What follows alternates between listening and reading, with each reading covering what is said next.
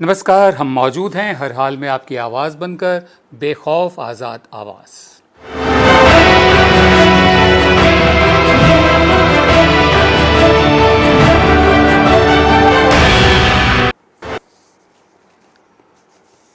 हम एक ऐतिहासिक मोड़ पर खड़े हैं जहां हमें उम्मीद है कि हमारे जो नेता हैं, ख़ासकर विपक्ष के नेता, वो खुलकर सामने आए, खड़े हों, बोलें, क्योंकि जो कुछ हो रहा है उसकी कोई जवाबदेही कहीं पर भी तय नहीं हो रही। ऐसे में सबसे बड़ी पार्टी, सबसे पुरानी पार्टी जिसने फ्रीडम स्ट्रगल, आज़ादी के जो जंग थी उसमें हिस्सा लिया, उसकी अगुवाई की, आज़ादी मिली इस पार्टी की वजह से, शुरुआती सालों में जितना भी निर्माण जैसा भी हुआ इसकी वजह से हुआ, वो बिल्कुल खामोश है। वो अपने झगड़ों में, अंदरूनी झगड़ों में उलझी हुई है, या यूँ है अंदरूनी जो भ्रम है उनके, उसमें उलझी हुई है। मैं बात कर रहा हूँ कांग्रेस की। राहुल गांधी ने एक बार फिर कहा है कि वो पार्टी की अगुवाई नहीं करना चाहते, और प्रियंका गांधी ने भी उनकी बात का समर्थन किया है। India tomorrow, conversations with the next generation of political leaders, ये एक किताब है। इसमें दोनों नेताओं ने खुलकर अपनी बात कही है। प्रियंका गांधी ने कहा है कि वो राहुल गांधी से सहमत हैं कि अगला कांग्रेस अध्यक्ष गैर गांधी परिवार का होना चाहिए। परिवार क्यों ज़रूरी है? गैर गांधी परिवार तो समझ में आता है कि परिवार काबिज रहा है, लेकिन अगला भी किसी परिवार से हो, ज़रूरी नहीं है। गैर गांधी परिवार का होना चाहिए। पार्टी को अपने रास्तों को खुद तलाश करना होगा, उनका ये कहना है।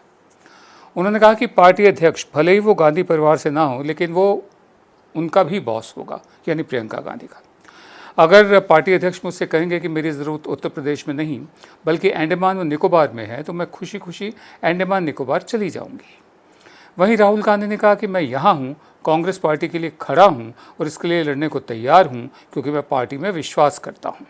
मुझे पार्टी के लिए लड़ने या इसे मजबूत करने के लिए कांग्रेस प्रेसिडेंट बनने की ज़रूरत नहीं है। मेरे साथ हैं कल्याणी शंकर, आप वरिष्ठ पत्रकार हैं, विश्लेषक हैं। कल्याणी, बहुत बहुत शुक्रिया हमेशा की तरह अपना वक्त हमें देने के लिए। मेरा पहला सवाल आपसे ये कि राहुल गांधी के बयान से साफ है कि वो पार्टी की कमान नहीं संभालना चाहते। प्रियंका गांधी भी समर्थन कर रही हैं। कांग्रेस को अब गांधी परिवार से अलग कोई दूसरा नेता चुनना होगा। क्या ये मुमकिन लग रहा है आपको? अगर मुमकिन है भी तो क्या ये इफेक्टिव, कारगर होगा? तो we know the whole thing, वो पहले लास्ट ईयर जो इंटरव्यू दिया था पिछले साल का था। पिछले साल में दोनों भाई बहन दोनों में कहा कि नॉन गांधी परिवार का कोई प्रेसिडेंट होना चाहिए, वो उस समय का था। अभी एक साल हो गया, कांग्रेस ने भी आज सफाई दिया कि वो पहले टाइम चेंजेस है, इसलिए अभी तो वो नहीं चलता।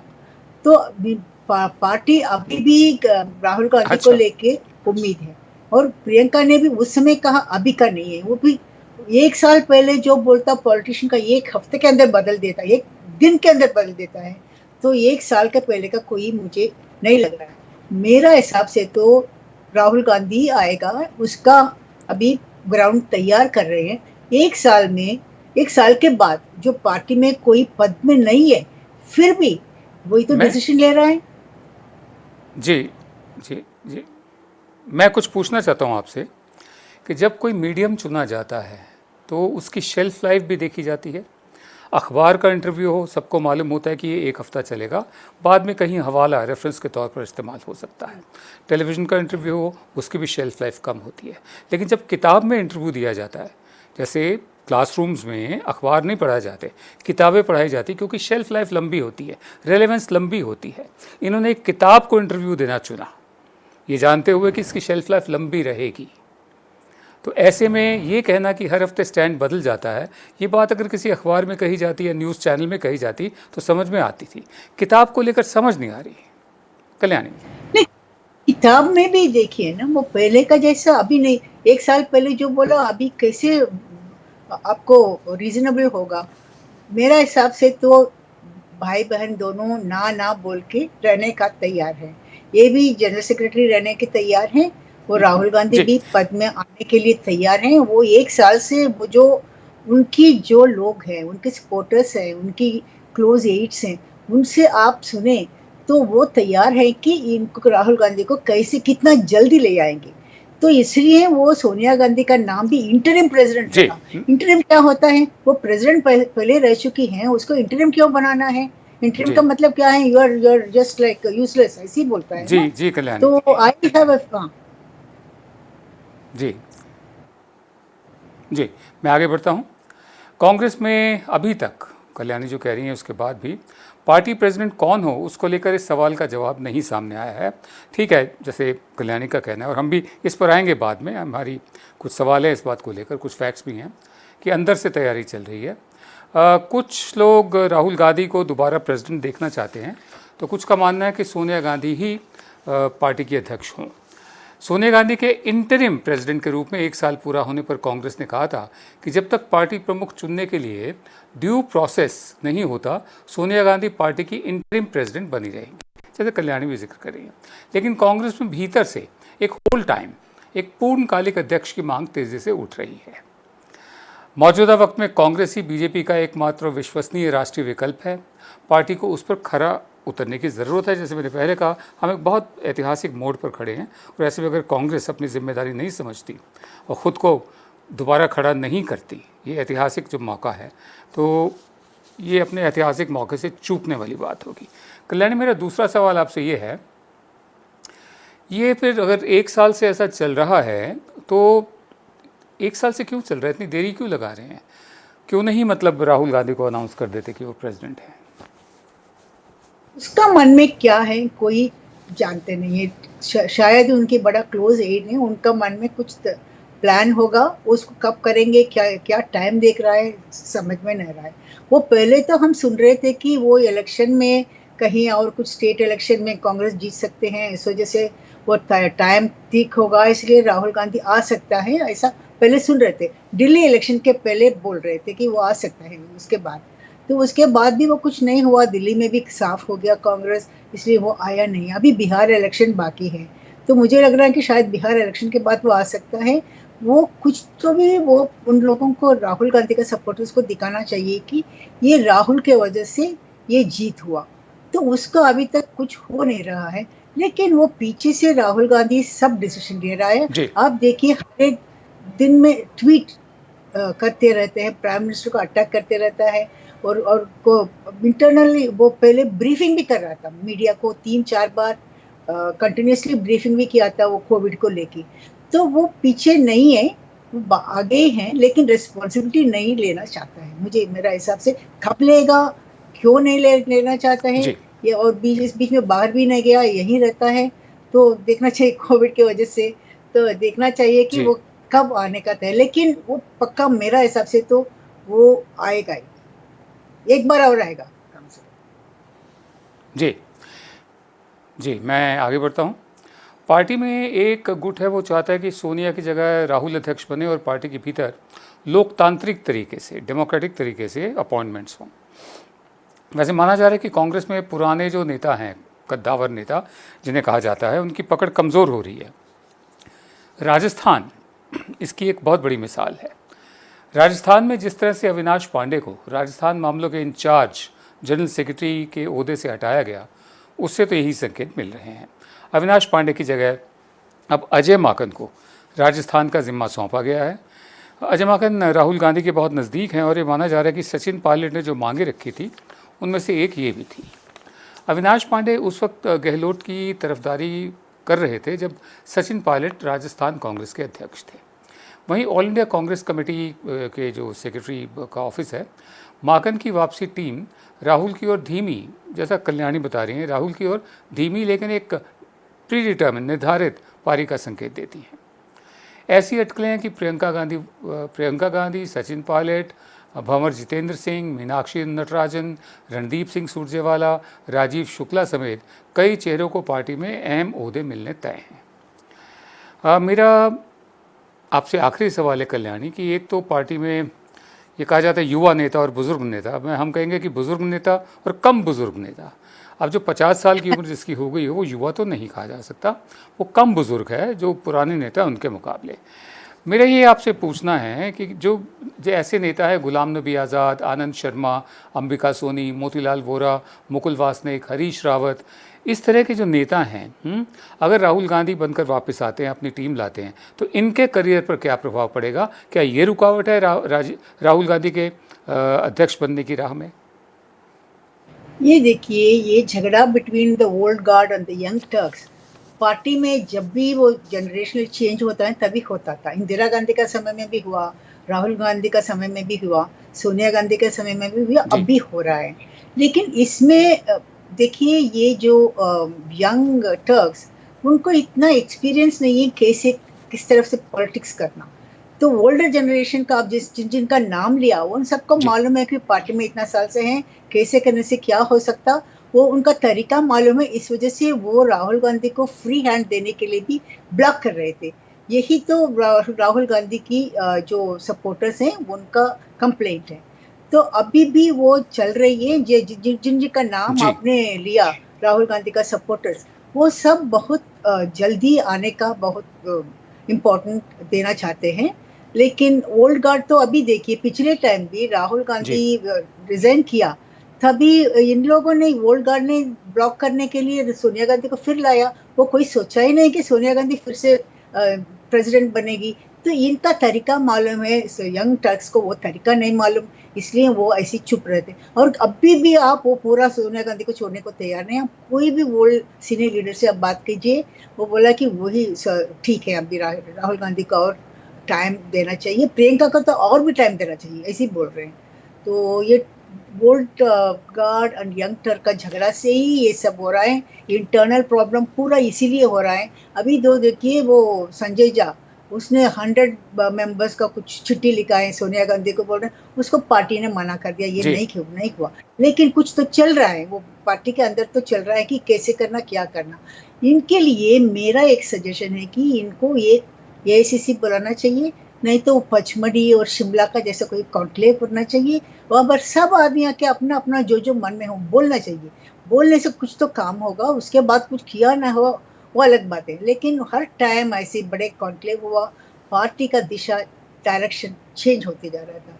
अभी इनको बहुत साल हो गया, किया नहीं है। वो सबसे करने से वो यंग यंग टर्क्स और ओल्ड गार्ड सबका मन में जो है वो आ जाएगा, बाहर आ जाएगा। जी मैं एक और सवाल आपसे जानना चाहता हूँ, संक्षेप में जवाब चाहूँगा कि 4 किस्म की कांग्रेस है इस वक्त। एक तो इंदिरा गांधी की कांग्रेस है जिसमें मोतीलाल वोरा, AK एंटनी वगैरह हैं, और दूसरी है संजय गांधी के साथ जो लोग हैं इसमें गुलाम नबी आज़ाद, आनंद शर्मा, अंबिका सोनी वगैरह, ये तमाम लोग हैं जो अब तक बने हुए हैं। ठीक है। तीसरी कांग्रेस राजीव गांधी की कांग्रेस जिसमें सैम पिट्रोडा भी हैं, जयराम रमेश भी हैं, दिग्विजय सिंह भी हैं, हाँ इस तरह का, चिदम्बरम भी हैं, ये तमाम लोग। चौथी कांग्रेस राहुल गांधी की कांग्रेस है जिन्हें यंग टर्क्स भी कहा जाता है, युवा नेता भी कहा जाता है। इस सारे चारों जो कांग्रेसेस हैं, इनमें सिर्फ एक संजय गांधी वाली कांग्रेस है जो लगातार इंदिरा गांधी के साथ भी रही है, राजीव गांधी के साथ भी रही है, उसके बाद डॉक्टर मनमोहन सिंह के साथ भी रही है, जिनका मैंने जिक्र किया पहले। क्या ये मंजूर करेंगे इस बात को कि इनका वर्चस्व, इनका जो कंट्रोल है पार्टी पर, जैसा आप बता रही हैं इन्हें मालूम है कि कैसे किया जाता है सब कुछ, क्या ये मंजूर करेंगे कि इनको दरकिनार कर दिया जाए या मार्गदर्शक बना दिया जाए और राहुल गांधी की टीम आगे आ जाए?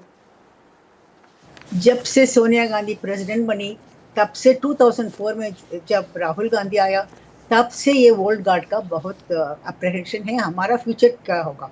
तब से ये लोग तरीका ढूंढ के कैसे कैसे हम रिलेवेंट रहना चाहिए, ऐसा करने के लिए वो लीडर के पास जाते हैं, उनका नज़दीक होते हैं। उधर भी सोनिया गांधी का भी थोड़े दिन की कोई नज़दीक रहेगा तो थोड़े दिन और कोई नज़दीक रहेगा। तो राहुल गांधी ने भी ऐसे ही किया, कोई कोई उनका बड़ा नज़दीक था वो सब छोड़ दिया, तो अभी नए लोग आए हैं। तो इस वजह से ये इनको बिल्कुल मानेगा नहीं कि हम बाहर चले जाएं। उनको 90 साल हो, 80 साल हो, कुछ भी हो, लेकिन पार्टी में वो रहना चाहते हैं, इम्पोर्टेंट रहना चाहते हैं। सो इसलिए गवर्नर भी नहीं बनना चाहते। पावर में हो तो गवर्नर भेजो, जी तभी वो भी नहीं बनना चाहते हैं। तो ये कितना टाइप में इनको राहुल गांधी को आने नहीं देंगे। आप देखते रहिए क्या क्या होएगा। फिर यंग टर्क्स पार्टी स्प्लिट करने के लिए देखेंगे, ओल्ड गार्ड तो जी पार्टी में रह के पार्टी में रहना चाहते हैं। तो ये जी बड़ा जी मुश्किल है। तो यंग टर्क्स का, मेरा हिसाब से तो young Turks are not that experienced as the old guard. तो इनको फाइट करना पड़ेगा। जी कल्याणी, बहुत बहुत शुक्रिया। जी जी बहुत बहुत शुक्रिया आपका, हमेशा की तरह अपना वक्त हमें देने के लिए बहुत शुक्रिया। आप देख रहे हैं विनोद दुआ लाइव। हम लेंगे ब्रेक, ब्रेक के बाद हाजिर होते हैं।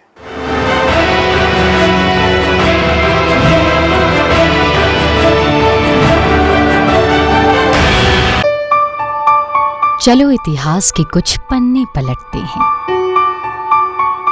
चलो उस दौर में कुछ दूर चलते हैं।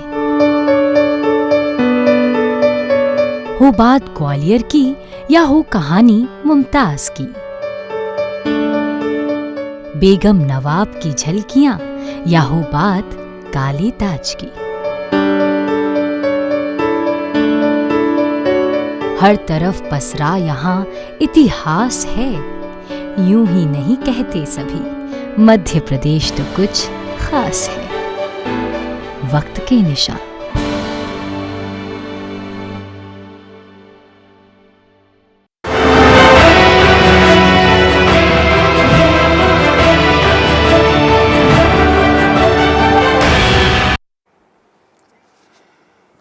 आप देख रहे हैं विनोद दुआल लाइव।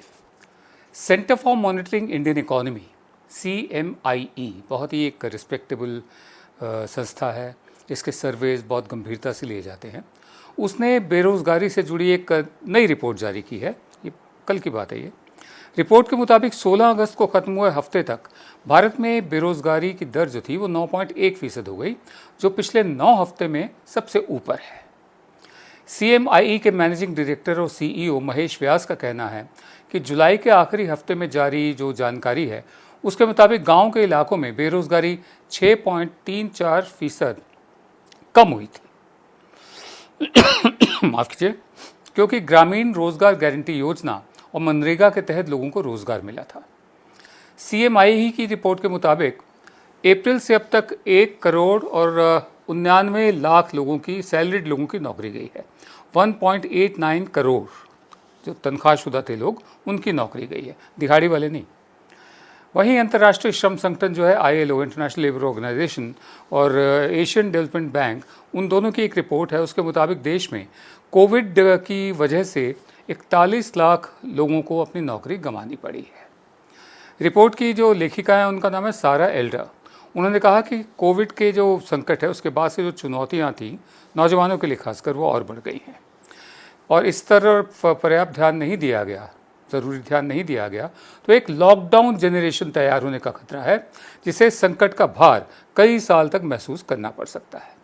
मेरे साथ हैं प्रोफेसर अरुण कुमार। आप वरिष्ठ अर्थशास्त्री हैं, JNU में प्रोफेसर रहे हैं। बहुत शुक्रिया सर, हमेशा की तरह अपना वक्त हमें देने के लिए। मेरा पहला सवाल आपसे ये है, ये जो रिपोर्ट्स अब आ रही हैं इनमें कहा है कि कोरोना की वजह से, तो भारत में खासकर ये कोरोना जल्दबाजी में लागू करने की वजह से कितना है, और उसके बाद के जो नॉर्म्स हैं कि बहुत सारे काम धंधे बंद भी हैं, सोशल डिस्टेंसिंग भी हैं, वो जिम्मेदार कितना है? देखिए, ये कोरोना को और लॉकडाउन को सेपरेट करके नहीं देखा जा सकता है, क्योंकि कोरोना की जो बीमारी है कोविड-19 वो बहुत ही इन्फेक्शियस है और उसको रोकने के लिए लॉकडाउन इम्प्लीमेंट करना ज़रूरी है।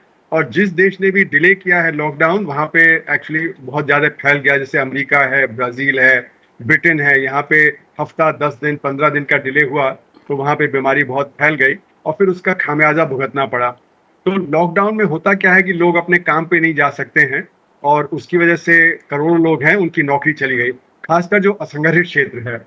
मेरा मानना है कि जो ILO की रिपोर्ट है और जो CMI की रिपोर्ट है वो उसमें काफ़ी अंतर है।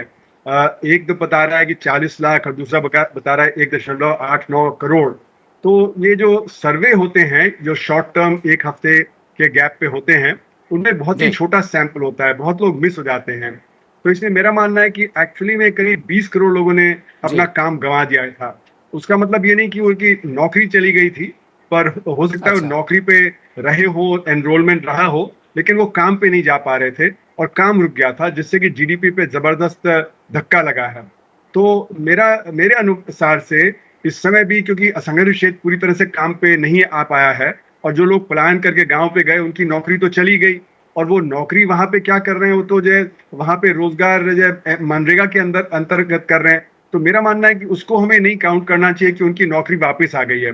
तो इसीलिए जो कहा जा रहा है CMI की रिपोर्ट में कि इतने लोगों को काम मिल गया है, तो मनरेगा का काम तो जो उनका रेगुलर काम था वो नहीं था। रेगुलर काम तो जो उनका शहर में था या जो गांव में था वो अभी भी नहीं हुआ है, क्योंकि अर्थव्यवस्था में डिमांड बहुत कम हो गई है और इंडस्ट्री रिवाइव नहीं कर पा रही है। तो जून में थोड़ा सा अपटिक हुआ था, क्योंकि एक तो पेंट अप डिमांड थी, FMCG की डिमांड थी, ऑटोमोबाइल वगैरह की डिमांड थी, तो इसलिए वहां पे थोड़ा अपटिक था, लेकिन जुलाई और अगस्त में लॉकडाउन के चलते हुए दोबारा कई जगह लगाना पड़ा, तो फिर दोबारा गिरावट आ गई। और इसलिए मेरा मानना है कि अभी भी कम से कम और नहीं तो 10-15 करोड़ लोग हैं जिनका काम अभी भी वापस नहीं आया है, जैसे कि वो कर रहे थे जनवरी फरवरी के महीने में। तो कुल मिला के बेरोजगारी की स्थिति बहुत ही खराब है। और ये जो बात कही जा रही है कि एक नई जनरेशन होगी जो बेरोजगारों की जनरेशन होगी, लॉकडाउन की जनरेशन होगी, वो बात सही है, क्योंकि जो नया नॉर्मल आ रहा है वो नया नॉर्मल में रोजगार उस तरह से पैदा नहीं होगा जैसे पहले था। बहुत कुछ ऑटोमेशन हो रहा है, जैसे कि आपने देखा रिटेल ट्रेड में ऑटोमेशन हो रहा है कि लोग ई कॉमर्स कर रहे हैं या मतलब अब लोग छटनी हो रही है। और रिटेल ट्रेड में केट कह रहा है कि करीब 30% जो छोटे व्यापारी हैं बंद हो जाएंगे। ऑल इंडिया मैन्युफैक्चरर्स ऑर्गेनाइजेशन कह रहा है कि 30% छोटे धंधे जो बंद हो जाएंगे। तो ये बहुत ही बड़े तादाद में, मेरे ऐसा नहीं कि 1-2 करोड़ 5 करोड़ की बात है, ये मुझे लगता है कि करीब 15-20 करोड़ लोगों की बात है। जी सर, हम आगे बढ़ते हैं। प्रोफेसर अरुण कुमार के मुताबिक ये 15 से 20 करोड़ लोगों की बात है जिनकी नौकरी भी गई है, जिनके काम धंधे भी गए हैं, चाहे वो दिहाड़ी के मजदूर हों, छोटे मोटे दुकानदार हों, छोटे बिजनेस वाले हों, नौकरीशुदा लोग हों। अप्रैल के महीने में ये जो रिपोर्ट्स आई हैं उनके मुताबिक, ये महीना स्पेसिफिक है तो एक लंबे पीरियड की भी एक सर्वे है ये। अप्रैल के महीने में सबसे ज़्यादा 1 करोड़ और 77 लाख तनख्वाहशुदा लोगों की नौकरियां गई हैं। मई में करीब 1 लाख, जबकि जून में करीब 39 लाख लोगों को नौकरियां मिली, लेकिन जुलाई में करीब 50 लाख लोगों की नौकरी फिर से चली गई। कोरोना में अप्रैल से लेकर जुलाई तक जिन लोगों की नौकरी गई है वो मिडिल क्लास से हैं और बहुत मुश्किलों का सामना कर रहे हैं। इस रिपोर्ट के मुताबिक सैलरीड क्लास में नौकरियां आमतौर पर जाती नहीं हैं, लेकिन एक दफ़े नौकरी चली जाए तो फिर दोबारा नौकरी मिलना काफ़ी चुनौतीपूर्ण होता है, चैलेंजिंग होता है। इस रिपोर्ट के मुताबिक लॉकडाउन खुलने के बाद अर्थव्यवस्था में रिकवरी की उम्मीद की जा रही है। ऐसे में जो सैलरीड जो क्लास है उसको जो झटका लगा है वो चिंता का विषय है। सर, मेरा दूसरा सवाल आपसे है कि आज सरकार ने एक पॉलिसी अनाउंस करी है, नेशनल रिक्रूटमेंट एजेंसी। इससे कितना फ़र्क पड़ सकता है कि जो सरकारी नौकरी हैं तरह तरह की, उनके स्तर जो भी हों उसके लिए कॉमन एंट्रेंस एग्ज़ाम, इसका परिणाम क्या है, इसके इम्प्लीकेशंस क्या है? देखिए, ये जो सरकारी नौकरियां हैं वो हमारी अर्थव्यवस्था में बहुत थोड़ी हैं। यानी कि जो 6% लोग संगठित क्षेत्र में काम करते हैं उसमें से 2/3 यानी कि 4 करोड़ लोग हैं जो पब्लिक सेक्टर में काम करते हैं। तो ऐसा नहीं कि हमारी उससे समस्या हल हो जाएगी, क्योंकि जो हमारा जो वर्क फोर्स है उसमें तो 45 करोड़ लोग हैं। 45 करोड़ लोगों के लिए 4 करोड़ की अगर नौकरियां में इजाफा होता भी है 10% या 15%, तो वो ऊंट के मुंह में जीरे के बराबर है। तो हमें जो असंगठित क्षेत्र है जहाँ पे नौकरियां गई हैं उसकी तरफ ध्यान देना पड़ेगा, क्योंकि संगठित क्षेत्र में तो ऑटोमेशन इतना है कि वहां पे ज्यादा नौकरियां पैदा होती नहीं हैं। और अगर आप कोशिश भी करेंगे तो भी नहीं होगा। जैसे कि अगर आप सड़क का निर्माण ले लें तो पहले एक सड़क के निर्माण में सैकड़ों लोग काम करते दिखते थे, अब बड़े बड़े बुलडोजर और ट्रैक्टर इनके साथ मुश्किल से 10 लोग काम करते दिखते हैं। तो ये ऑटोमेशन के चलते हुए इस सब से काम नहीं चलेगा। हमें तो ये देखना है कि कैसे संगठित क्षेत्र में नौकरियां पैदा हों, जिससे कि जो 94% लोग हैं जहाँ पे उनके आधे लोग के जो काम चला गया है वहां पे दोबारा रिवाइवल हो। अगर वो रिवाइवल नहीं होता है तो ये प्रॉब्लम बनी रहेगी। दूसरी बात ये कि डिमांड कम हो गई है अर्थव्यवस्था में, क्योंकि लोगों की नौकरी चली गई है तो उनकी डिमांड कम हो गई। वो लोग घबराए हुए हैं, तो इसलिए जो नॉन एसेंशियल आइटम है उसकी डिमांड भी कम हो गई है। और इसीलिए आपने देखा सीएमआई का आंकड़ा दिखा रहा है कि जुलाई के महीने में बहुत सारे मिडिल क्लास के जॉब चले गए हैं। तीसरी बात यह है कि जो हमारा संगठित क्षेत्र है उसमें बहुत कॉन्ट्रैक्ट लेबर भी होता है। कॉन्ट्रैक्ट लेबर की नौकरी तो पहले ही चली गई थी और वो सैलरीड होता है, लेकिन उसके जो नौकरी कभी भी जा सकती है, वो परमानेंट एम्प्लॉय नहीं होता है। परमानेंट एम्प्लॉयमेंट का भी जो गिरावट आई है, तो ये काफी पेचीदा मामला है। जी, मैं आगे बढ़ता हूँ। देश में बढ़ती बेरोजगारी को लेकर राहुल गांधी ने भी सरकार से सवाल पूछे हैं। इसी जो रिपोर्ट का हम जिक्र कर रहे हैं उसको कोट करते हुए उन्होंने कहा है कि फेसबुक पर झूठी खबरें और नफरत फैलाने से बेरोजगारी और अर्थव्यवस्था के सर्वनाश का सच देश से छुप नहीं सकता। हड़बड़ी में नोटबंदी, अव्यवस्थित जीएसटी और लॉकडाउन लागू करने से बिगड़ी देश की जो अर्थव्यवस्था जो बिगड़ी है उससे लोग बहुत दुखी हैं। देश में बेरोजगारी चरम पर है। सन 47 के बाद सबसे बड़ी मंदी की आशंका जताई जा रही है। कोरोना के दौरान ही करोड़ों लोगों की नौकरी चली गई और सरकार कोई ठोस आर्थिक पैकेज की घोषणा करने के बजाय जनता का ध्यान भटकाने में लगी है। बिना योजना के लॉकडाउन लगाने से देश की एक बहुत बड़ी आबादी ने पलायन का, माइग्रेशन का दर्द भी झेला है। सन 47 के बंटवारे के बाद लोगों के इतनी बड़ी तादाद में पलायन की, माइग्रेशन की पिछले 73 साल में कोई मिसाल नहीं है। आखिरी सवाल सर, समय मेरे पास कम है, बहुत संक्षेप में जवाब चाहूँगा। क्या कोरोना की तरह अर्थव्यवस्था को भी सरकार ने राम भरोसे छोड़ दिया है, या आपको सरकार की तरफ से कुछ कदम ऐसे दिख रहे हैं जो सरकार उठा रही है? देखिए, इस समय सबसे ज्यादा जो जरूरी है कि रोजगार पैदा हो और उससे डिमांड जनरेट हो, तभी अर्थव्यवस्था दोबारा पटरी पे आएगी। लेकिन सरकार उसकी तरफ ध्यान नहीं दे रही है। जो 20 लाख करोड़ रुपए का पैकेज था, उसमें महज 2 लाख करोड़ रुपए बजट से आ रहा है, जो गरीब आदमियों के हाथ में जाएगा, वो डिमांड जनरेट करने के लिए पर्याप्त नहीं होगा। तो सरकार को लॉन्ग टर्म और मीडियम टर्म की पॉलिसी जो अपने जो लगा रही है, लेबर रिफॉर्म करना और जो लैंड रिफॉर्म करना एग्रीकल्चर में, वो सब छोड़ के जो शॉर्ट टर्म की पॉलिसीज है उसकी तरफ ध्यान देना चाहिए और तुरंत वहां पे जो रोजगार है, जो आम आदमी की परेशानी है, उसकी तरफ ध्यान देते हुए अर्थव्यवस्था को दोबारा पटरी पर लाने के लिए कोशिश करनी चाहिए। जी जी सर, जी बहुत बहुत शुक्रिया आपका सर। प्रोफेसर अरुण कुमार, हमेशा की तरह अपना वक्त हमें देने के लिए। एक होती है फर्स्ट एड, एक होती है दीर्घकालिक इलाज, लंबा इलाज। तो फर्स्ट एड तो चाहिए, अभी मरीज़ मर रहा है, उसको तुरंत कुछ चाहिए, और लंबी इलाज की जो पूरी तैयारी है वो भी ज़रूरी है। इसके लिए बहुत काबिलियत की ज़रूरत है, काबिल लोगों की सलाह की ज़रूरत है। हम आगे बढ़ते हैं। मध्य प्रदेश की शिवराज सिंह सरकार ने फैसला किया है कि सरकारी नौकरियां सिर्फ राज्य के लोगों को ही मिलेंगी। मुख्यमंत्री ने यह ऐलान ट्विटर पर एक वीडियो जारी करके किया है। अब देखिए ज़रा कि राष्ट्रवाद के रथ पर राष्ट्रवाद के रथ पर सत्ता की सवारी करने वाली बीजेपी मध्य प्रदेश में प्रांतवाद को बढ़ावा दे रही है कि नौकरियां सिर्फ वहीं के लोगों को मिलेंगी। सरकारी नौकरी राज्य के निवासियों के लिए 100% रिजर्व करना, ये जो कदम है एकदम प्रांतवाद पर, ये राष्ट्रवाद नहीं है, ये प्रांतवाद पर जोर है। मध्य प्रदेश सरकार के फैसले पर जम्मू कश्मीर के सीएम रहे उमर अब्दुल्ला ने लिखा, उन्होंने ट्वीट किया कि जम्मू कश्मीर और लद्दाख में नौकरियां तो सभी के लिए हैं, लेकिन मध्य प्रदेश में सिर्फ राज्य के लोगों के लिए हैं। सुप्रीम कोर्ट के जज रहे जस्टिस मार्कंडेय काटजू ने कहा कि शिवराज सिंह चौहान की सरकार कॉन्स्टिट्यूशन में मिले जो हक हैं, जो हुकूक हैं, अधिकार हैं, उनका अपमान कर रही है। कांग्रेस नेता और सुप्रीम कोर्ट के सीनियर एडवोकेट विवेक तनखा ने कहा है कि 100% आरक्षण के खिलाफ सुप्रीम कोर्ट के कई फैसले हैं, डोमिसाइल रिजर्वेशन का आधार नहीं हो सकता। अगर हर कोई राज्य ऐसी नीति बनाने लगेंगे तो फिर जो हमारा संघीय ढांचा है, फेडरल जो हमारा स्ट्रक्चर है, उसका क्या होगा। वैसे हमारे कॉन्स्टिट्यूशन में ख़ास तौर पर जो जन्म स्थान है, जो जहाँ पैदा हो, उसके आधार पर भेदभाव करने का कोई प्रावधान नहीं है, बल्कि वो रोक लगाता है। आर्टिकल 16(2) कहता है कि किसी भी रोजगार के लिए धर्म, जाति, जेंडर, लिंग, जन्म स्थान कि कहाँ पैदा हुए, निवास कहाँ रहते हैं, या इनमें से किसी के लिए भी नागरिकों को अयोग्य नहीं माना जाएगा। बहरहाल हमारे संविधान में ही हमें यूनियन ऑफ स्टेट्स कहा गया है। नेशन स्टेट का लफ्ज़ भी नहीं है, यूनियन ऑफ स्टेट्स हैं हम, यानी जो स्टेट्स हैं, जो राज्य हैं हमारे, उनकी अलग अलग पहचान है और एक संघीय ढांचे में भारत के साथ शामिल हुए हैं। संघीय ढांचे में यूनियन ऑफ स्टेट्स हैं, नेशन स्टेट भी नहीं है। हिंदू राष्ट्र तो बहुत दूर की बात है, ये ज़रा दोबारा से गौर करना चाहिए खुद केंद्र सरकार को भी कि मध्य प्रदेश में जो फैसला लिया गया है कि वहाँ नौकरियाँ सिर्फ मध्य प्रदेश वालों को ही मिलेंगी, तो बाकी जगह फिर क्या होगा। आप देख रहे थे विनोद दुआ लाइव। कल रात आपसे फिर मुलाकात होगी, तब तक के लिए इजाज़त दीजिए, नमस्कार।